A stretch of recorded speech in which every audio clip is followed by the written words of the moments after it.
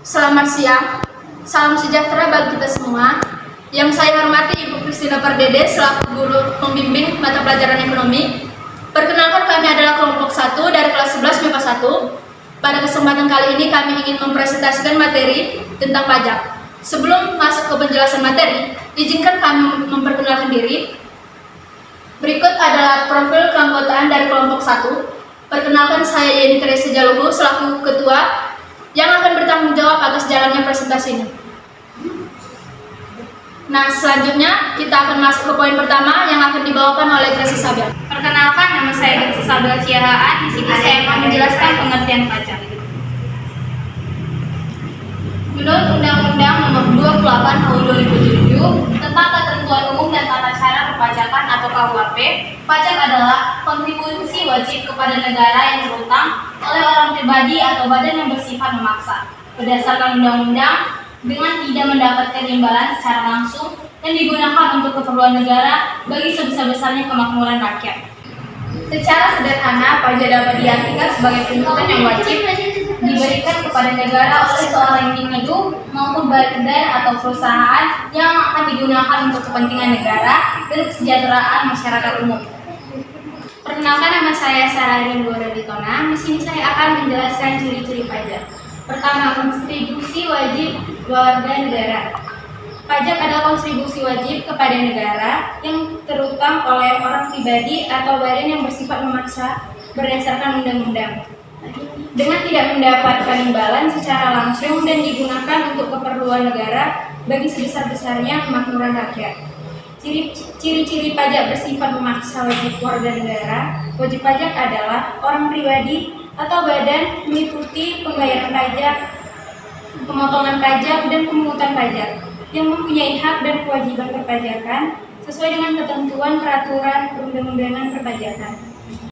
2. Dipungut berdasarkan undang-undang. Pemungutan pajak diatur dalam undang-undang. Pajak dipungut berdasarkan norma-norma hukum untuk menutup biaya produksi barang dan jasa kolektif untuk mencapai kesejahteraan umum.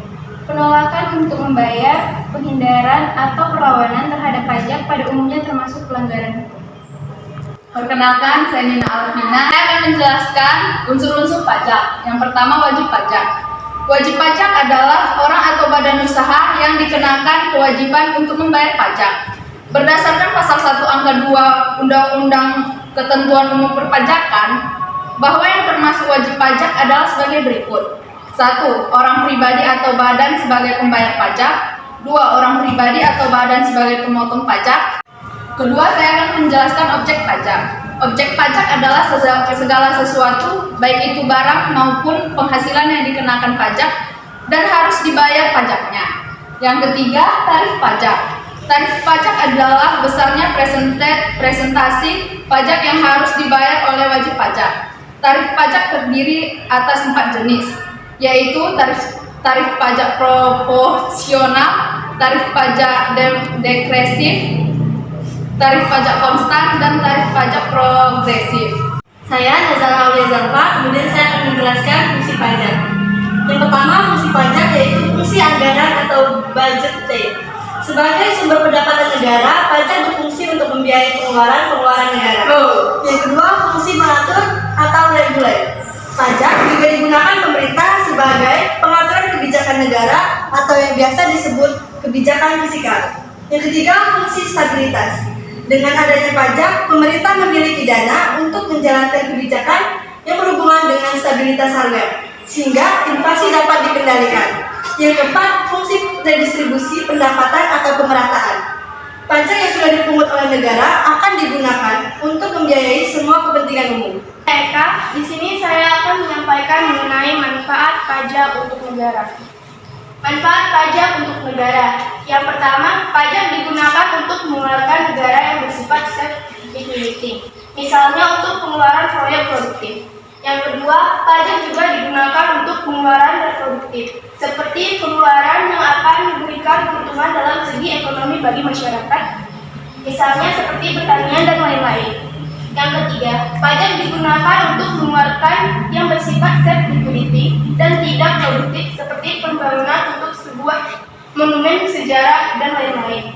Dan terakhir, pajak digunakan untuk pengeluaran tidak produktif, seperti digunakan untuk pembangunan anak yatim dan pertahanan negara.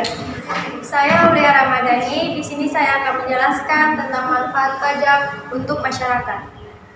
Manfaat pajak untuk masyarakat itu terbagi menjadi 3. Yang pertama yaitu pajak digunakan untuk memberi subsidi bahan bakar minyak dan subsidi pangan.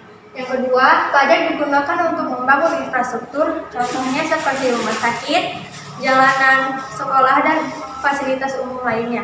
Dan yang ketiga, pajak digunakan untuk menyediakan pelayanan transportasi umum, dan pajak juga digunakan untuk pelaksanaan hal-hal yang bersifat demokrasi, contohnya seperti pemilu.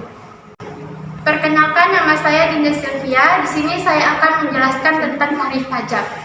Tarif pajak adalah dasar pengenaan pajak terhadap objek pajak yang menjadi tanggungannya. Tarif pajak terbagi menjadi 4. Yang pertama yaitu tarif proporsional. Tarif proporsional adalah tarif pajak yang presentasinya tetap meskipun terjadi perubahan dasar pajak. Contohnya yaitu pajak pertambahan nilai. Yang kedua yaitu tarif regresif atau tarif tetap. Tarif regresif adalah tarif pajak yang akan selalu tetap sesuai peraturan yang telah ditetapkan. Yang ketiga yaitu tarif progresif. Tarif progresif yaitu tarif pajak yang akan semakin naik sebanding dengan naiknya dasar pengenaan pajak. Yang keempat yaitu tarif degresif, yaitu tarif kenaikan persentase tarif pajak akan semakin rendah ketika dasar pengenaan pajaknya semakin meningkat. Tarif pajak yang berlaku untuk pajak penghasilan di Indonesia adalah tarif progresif sebagaimana diatur dalam pasal 17 Undang-Undang Pajak Penghasilan. Sedangkan untuk pajak pertambahan nilai berlaku tarif pajak proporsional yaitu 10%. Perkenalkan, saya Happy Fania. Di sini saya akan menjelaskan perbedaan pajak dengan pungutan resmi lainnya. Selain pajak, terdapat pemungutan resmi lainnya seperti retribusi, cukai, bea, dan sumbangan. Nah, perbedaan yang pertama berdasarkan hukum, pajak terdapat di Undang-Undang Nomor 15 Tahun 2009 tentang ketentuan umum dan tata cara perpajakan. Retribusi terdapat di Peraturan Pemerintah Daerah, cukai terdapat di Undang-Undang dan Peraturan Menteri Keuangan, bea terdapat di Undang-Undang dan Peraturan Menteri Keuangan, sumbangan terdapat di Peraturan Pemerintah. Yang kedua, berdasarkan barang jasa. Pajak dilakukan tidak langsung, retribusi secara langsung, cukai, bea, dan sumbangan tidak ada. Berdasarkan objek pemungutannya, pajak yaitu semua lapisan masyarakat yang memenuhi syarat, sedangkan retribusi masyarakat yang menggunakan jasa layanan, cukai yaitu bagi produsen atau konsumen barang kena cukai, bea bagi pelaku kegiatan yang terkena bea, dan sumbangan yaitu semua lapisan masyarakat.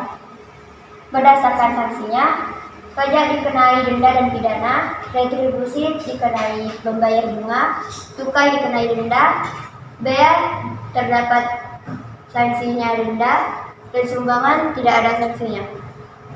Berdasarkan lembaga pemungutannya, pajak dilakukan oleh pemerintah pusat dan daerah, retribusi dilakukan oleh pemerintah daerah, cukai dilakukan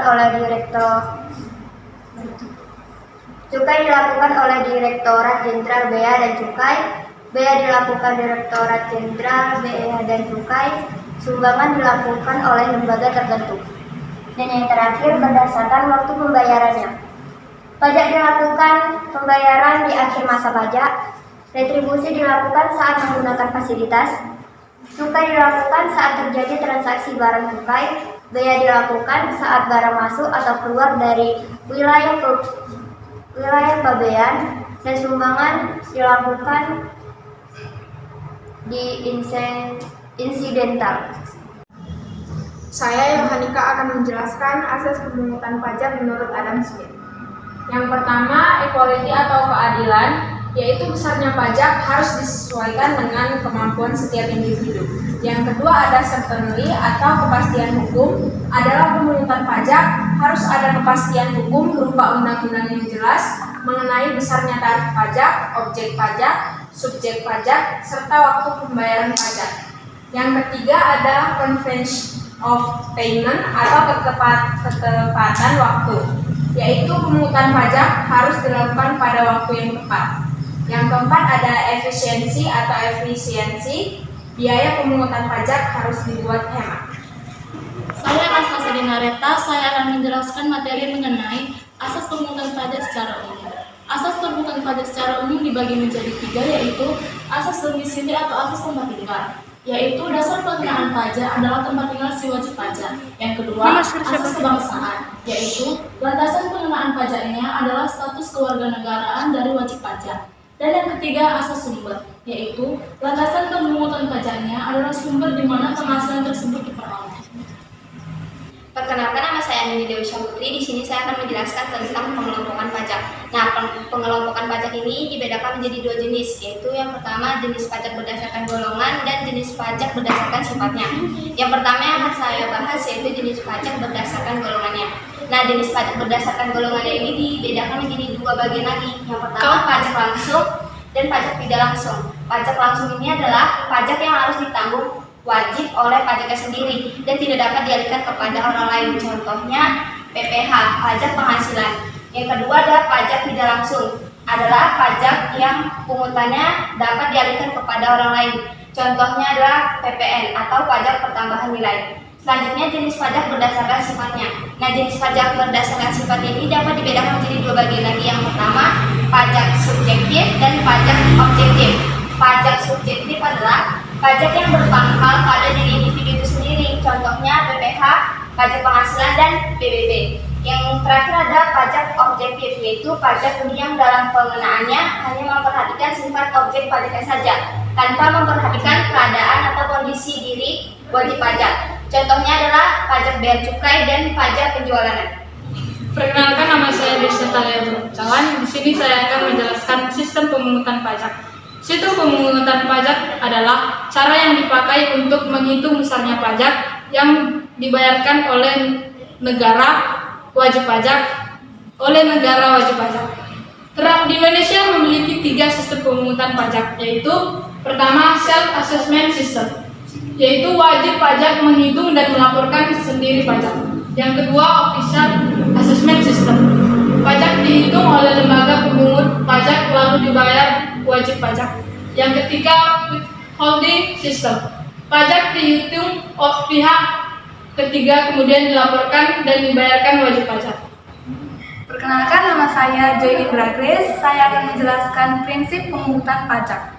Prinsipnya terdiri atas 4. Yang pertama, prinsip keadilan. Prinsip keadilan intinya memperhatikan pengenaan pajak secara umum serta sesuai dengan kemampuan wajib pajak atau sebanding dengan tingkat penghasilannya.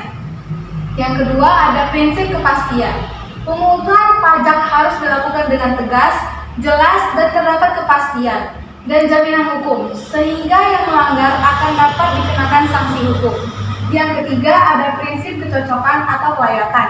Pajak yang dipungut hendaknya tidak memberatkan wajib pajak, serta hendaknya sejalan dengan sistem self-assessment, sehingga orang yang dikenai pajak akan senang hati dan tulus memenuhi dan membayar kewajiban pajaknya. Dan yang terakhir ada prinsip ekonomi. Biaya pemungutan pajak hendaknya lebih kecil dari hasil penerimaan pajaknya. Biaya pemungutan pajak diusahakan sehemat mungkin. Nama saya Retno Fadia. Saya akan mempresentasikan tentang objek pajak. Yang pertama ada pajak penghasilan atau PPh. Objek pajaknya penghasilan dari dalam negeri maupun luar negeri. Bisa dalam bentuk gaji, tunjangan, bonus, hadiah, dan keuntungan usaha. Yang kedua yaitu pajak pertambahan nilai atau PPN. Objek pajaknya semua barang dan jasa dalam proses transaksi jual beli. Yang ketiga ada pajak penjualan barang mewah atau PPNBM. Objek pajaknya yaitu barang yang bukan termasuk kebutuhan pokok, hanya dikonsumsi masyarakat berpenghasilan tinggi dan untuk menunjukkan status. Yang keempat ada pajak bumi dan bangunan atau PBB. Objek pajaknya yaitu objek bumi antara lain sawah, tanah, dan tambang. Objek bangunan antara lain rumah tinggal, bangunan usaha, dan pagar mewah. Yang terakhir ada bea materai, yaitu yang berkaitan dengan alat bukti pengadilan menyatakan nilai nominal tertentu dan sifat berharga. Kita masuk pada poin selanjutnya, yaitu alur administrasi perpajakan di Indonesia. Terdapat beberapa alur dalam perpajakan di Indonesia, yaitu yang pertama, wajib pajak mendaftarkan diri untuk memperoleh nomor pokok wajib pajak atau NPWP ke kantor pelayanan pajak terdekat. Kemudian, wajib pajak harus menghitung jumlah pajak yang terhutang dalam sebuah periode tertentu. Lalu, jika sudah mengetahui jumlah pajak terhutangnya, wajib pajak harus membayar ke bank persepsi atau kantor pos. Nah, jika wajib pajak sudah membayar, lalu wajib pajak harus mengisi surat pemberitahuan atau SPT dan melaporkannya secara langsung ke kantor pelayanan pajak. Dan yang terakhir, setelah SPT yang sudah diserahkan, wajib pajak akan mendapatkan tanda terima penyimpanan SPT tersebut. Kita masuk pada poin selanjutnya, yaitu cara menghitung pajak. Yang pertama, menghitung pajak bumi dan bangunan. Terdapat dua rumus untuk mencari nilai pajak bumi dan bangunan. Yang pertama, PBB terhutang sama dengan NJOP dikurang NJOP TKP dikali tarif PBB dikali tarif NJKP. Atau bisa juga dengan menggunakan rumus PBB terhutang sama dengan NJKP dikali tarif PBB dikali tarif NJKP, di mana PBB terhutang itu adalah pajak bumi dan bangunan yang terhutang, NJOP adalah nilai jual objek pajak, NJOP TKP adalah nilai jual objek pajak yang tidak kena pajak, kemudian NJKP adalah nilai jual kena pajak. Selanjutnya kita masuk pada poin yang kedua, yaitu menghitung pajak penghasilan. Terdapat dua rumusan untuk menghitung pajak penghasilan. Yang pertama, PPh terhutang sama dengan penghasilan bersih dikurang PTKP dikali tarif PPh.